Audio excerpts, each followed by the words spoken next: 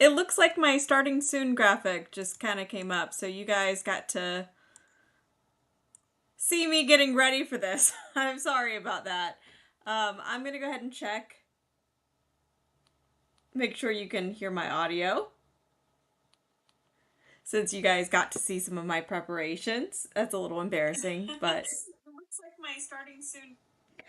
Anyway, now that I know my hair is okay, we still have a minute actually until this officially starts. I am have been preparing. I have a PowerPoint with our data on it to really talk more in detail about Francine. So I'm actually going to switch over to that so that way you're not looking at just our streaming system there. Oh, once again, a little embarrassing, but I have the worst luck with these things. I'm always, trying to, usually my audio is what goes out, and that's the issue, but this time it's just me fixing my hair on camera and looking a little embarrassing and checking the lighting. But you know what? That's okay. I have done more embarrassing things on camera, like having hiccup fits and sneezing and that sort of thing. So you know what? We're all human here. So now that it is officially 2 o'clock, let me go ahead and introduce myself. My name is Mary Mays. I am a meteorologist for Weather and Radar. And if you are watching this for the first time, welcome. Weather and Radar is an excellent app run by a team of meteorologists, which a lot of apps aren't. And we have been keeping a close eye on all of the data for Francine, not only in our system, but, looking at everything, including current conditions, what's happening right now with the storm, so we can give you the best forecast that is actually specific for you where you're at. And we have the ability to control the information we're giving you so we can really get down to that city level and tell you what's happening in your neck of the woods, which is pretty amazing. So I went ahead and, have been watching Francine very carefully since it developed, since it got it named. This is the 6th named storm of the season, and we've had a long lull since the last storm, and a lot of folks have been going, well, wait a minute, it wasn't this season supposed to be really active. And there were a few things that happened that we didn't, know were going to happen necessarily. You had a really active monsoon season that was much further north in Africa than usual. So, waves and thunderstorm clusters that would typically develop into something were heading into cooler waters. So that was one issue, but that was a good thing. We didn't necessarily want to see a crazy busy season. But here's the thing, we still have until the end of November, and this season could very easily be one for the record books, depending on how things shape up over the next few weeks, because we're heading into a period where things are more active and things are more prone to development. We've got better conditions for development. Today is statistically the peak of hurricane season, September 10th, and how appropriate to be tracking a storm that is heading toward Louisiana. So what we're seeing is Francine, the 6th named storm, still currently a tropical storm, but it is strengthening. And you can see through this morning, this starts at 4 in the morning and continues. This is a loop that I made with our system. And notice this storm, Francine, is really starting to look more like a pinwheel. The structure is looking better. You see a lot of lightning on those outer bands, and the right quadrant is what we call it. That's what we call the dirty side of the system, and a lot of times that's the stronger side of the system. And notice where it's heading. You're seeing that action, going toward Louisiana, even into parts of Mississippi. Depending on how this continues to track, if it goes a little further east, you could look at some big impacts in spots like Mobile. Now, that doesn't mean we're not seeing impacts along the Texas coast. We are. We've had tornado warnings this morning in southern Texas, and you can see heavy rain has been falling along the Texas coast. There's the threat of flash flooding. These are tropical downpours, which means that they can easily produce some flooding. Here are the latest stats. This is what Francine is seeing right now. What you're seeing is 65 mile per hour sustained winds. Gusts are going to be higher. You've got 988 millibar central pressure. We're watching that pressure fall, and the storm is moving northeast at 9 miles per hour. So what everyone wants to know is what's going to happen with this storm. Well, you see it pushing north and east and making landfall tomorrow in along the Louisiana coastline, most likely kind of somewhere between Lake Charles and New Orleans. And it will produce some pretty big impacts on Baton Rouge as well as it continues to move north and east. And as we go into the day tomorrow, you should see strengthening, not only in terms of wind, but in terms of how much moisture this system can produce. Speaking of wind, I know that's always something people consider because that is something we focus on. We've got the Saffir-Simpson scale, which, determines, is the wind speed that determines the category of the storm. But we always say that's only one impact. Now, this is showing landfall tomorrow afternoon, probably a little later in the afternoon. And we've got wind gusts over 100 miles per hour with this as it moves in. Now, the sustained winds are expected to be around 90 miles per hour, give or take, on landfall. That is a pretty strong Category 1. We'll see if this is a Category 1 or 2 when it makes landfall. We're going to know a lot more as we head overnight into tomorrow. But for folks along the Louisiana coast, you need to have your preparations finished by this evening because we're going to start to see those winds picking up. And when you start to get tropical storm force winds, that's when it's really hard to cover your windows and to do sandbags and do all those preparations you need. And if you're on the direct coast, and I know if you live in Louisiana, you folks know how to prepare, but we've got storm surge with this. This is a sizable system. It's going to push water in, so we're going to deal with storm surge. We're going to deal with wind, gust over 100 miles per hour, and then we're going to deal with a lot of rain. And I know a lot of folks focus on surge and wind, but inland rainfall, inland flooding is one of the biggest killers. In fact, I think in the last 10 years, it's been number one in terms of hurricane deaths, whereas before it was actually storm surge that took the lives of most people. Now it's inland flooding is a big concern as well because, people will drive into the water or just be caught off guard. And so you don't have to be immediately on the coast to be in danger when a tropical system rolls through. And I know a lot of people focus on category, but there's a lot more to hurricane danger and tropical storm danger than just the category and the wind speeds. Flooding is one of the biggest, if not the biggest threats you have to deal with. So let's talk about storm surge, and this is right up on the coast. We're talking up to 10 feet. That's a lot of water heading your way, and then damaging hurricane force winds, 100 mile per hour. Those are the gusts. We're looking at 90 mile per hour sustained winds, and even Baton Rouge, which is pretty decently inland, you're likely to see sustained winds up to about 60, 70 miles per hour, if not greater. You've got 10 plus inches of rain, which could lead to heavy rain and flash flooding. So that flash flooding concern, think about spots like New Orleans, which is a big metro, and how easily it floods there. You get a normal thunderstorm and then suddenly you're dealing with street flooding, and a hurricane moving in makes it that much worse.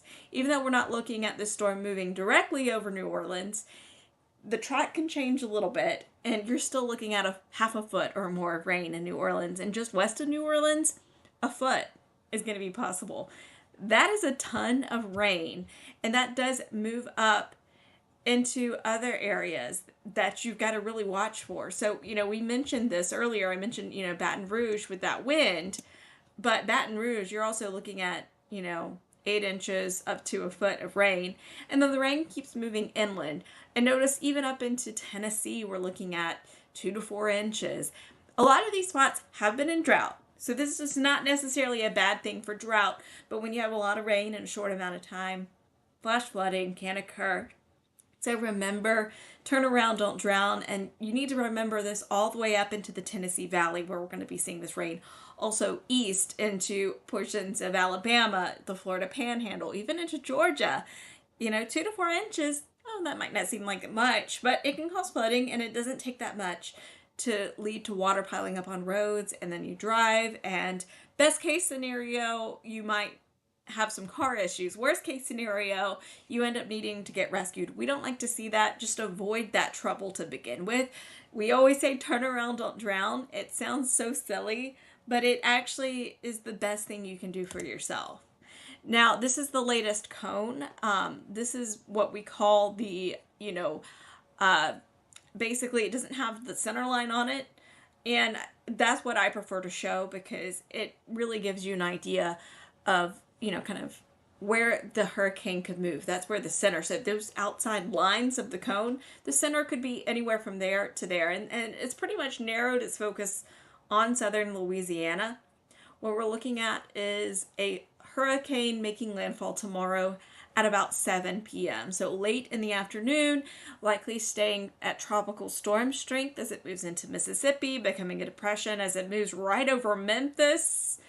Possibly, that's the center. Could be anywhere from, about Little Rock over to, Central Tennessee, Middle Tennessee. And you keep this as a depression even as it moves into, possibly Missouri or Illinois or Kentucky. And that's just where the center of the storm is. Now, the center of the storm doesn't necessarily mean, it's exactly over that spot. When you look at a cone, the track can change a little bit, which is why you always have to keep checking in for updates. Now, the further out you go, the wider the track is, the potential for where it could be, the center of the storm. But we have pretty much focused in on landfall somewhere in southern Louisiana tomorrow evening, and it's pretty small, somewhere in between about Lake Charles to just west of New Orleans. Now we've got that high, we have that hurricane strength wind moving in. Tropical storm force winds are going to start a little earlier, even as early as about 2 a.m.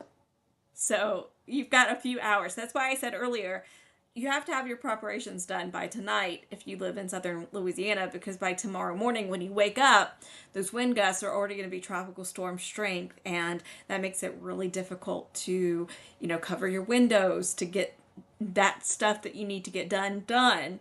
So that is the earliest reasonable arrival tropical storm force winds, and that's something I like to show you. And then storm surge, and you can see anywhere from Rockefeller Wildlife Refuge to Port, I can't say that, and I'm very sorry, Vermilion Bay, 5 to 10 feet of storm surge. And then you go to, a few other spots, like, I always have a lot of trouble with Louisiana, and, just east of that highest surge, you've got 4 to 7 feet around the mouth of the Mississippi River, and even into Mobile Bay, could be looking at 2 to 4 feet of surge. Just a reminder, if this system jogs a little further to the east, Mobile, you could see bigger impacts. I also want to remind you that if you're on the right side of the storm, which a lot of folks will be, you have a greater chance of tornadoes, and that is a big concern with any landfalling system. So be prepared, in Mobile, for possibly a few tornadoes with those outer bands, and that, that threat, depending on how the storm makes landfall, could even extend into the Florida Panhandle for tornadoes. And flash flooding anywhere from Lake Charles into New Orleans. Moderate risk over New Orleans. We've got a slight risk over Mobile into Jackson, into Memphis, even up to Cape Girardeau or Girardeau, depending on how you like to say it. And that is a big issue. I mentioned inland flooding is deadly, and it is one of those threats that sometimes we don't talk about enough. But especially in a spot like Louisiana, southern Louisiana, that's already prone to flooding, up to a foot of rain, I'm really concerned about the inland flooding threat with this. I do have concerns about storm surge and wind, but I am especially concerned about the inland flooding threat. That is the biggest threat, I think, with this storm and many storms that roll through. Now, let's talk about what happens after landfall. And you can see the system, Francine, moves up through Mississippi. You see those outer bands moving into, Nashville on Thursday, Memphis, all the way up into Kentucky, Missouri, through Arkansas. And first of all, we could see that tornado threat moving inland as well. That's quite likely, especially in the, Middle Tennessee area, into Alabama, into Mississippi. And also, we're going to continue to see a lot of rain. Now, a lot of these spots are under drought, so it's not necessarily a bad thing, but we're going to get a little windy, a little wet in these areas, and we still bring that inland flooding threat in as well as that tornado threat. So We're going to watch this all the way as it moves inland. You know, landfall is not the end of the story. It's just the beginning of the story when it comes to impacts. And let's talk about impacts out there, because we're going to have somebody on the ground telling you exactly what's happening. And that is Jonathan Petramala. He is our weather reporter. He's going to be in Louisiana, or actually he's already in Louisiana, tracking Francine. And we have a video up already on this page, on this YouTube channel, for Francine. For him, he's already been out there taking a look at past storms, and this is pretty cool. So Rita was, '05, and in nearly 20 years, this storm surge could be the highest in that spot. So if we actually hit 10 feet of surge, that could be higher than Rita in that area. So go watch that video. We really appreciate Jonathan's reporting. He does a wonderful job. And it's great to have somebody, on the ground giving you the information you need. So that's a lot. Download the Weather and Radar app, because we send you those alerts straight to your phone. And we give you all the details you need in a really easy to digest format. We don't use really fancy language. We're not sitting here trying to remind you that we're smart. We're here to remind you to stay safe and give you that life-saving information you need, whether or not you're a weather nerd. Now, we do have plenty of stuff for weather nerds, but if you just want to know in plain words what's happening and what you need to prepare for, that's what we do. We are your weather companion. So please make sure you're paying attention and keeping up with us. Download the Weather and Radar app if you haven't already. If you have, make sure your alerts are turned on. We have special hurricane alerts that are already in place. We have messages that we send you, the meteorologist sends you, to know, so you know exactly what impacts you can expect as this storm nears landfall. So thank you so much for watching me. I'm sorry about the beginning. If you want to go back and laugh at me checking my hair and the lighting, go ahead, because that doesn't bother me. I thought it was kind of funny. But thank you guys so much. Download the app. There's a link in the description of this video for that. And stick with us. We're on all of the social media. Of course, we're on YouTube, but most importantly, we're on the app, and we're sending you those alerts that you need to stay safe. Thank you guys so much. Have a wonderful day, and we'll be checking with you again tomorrow.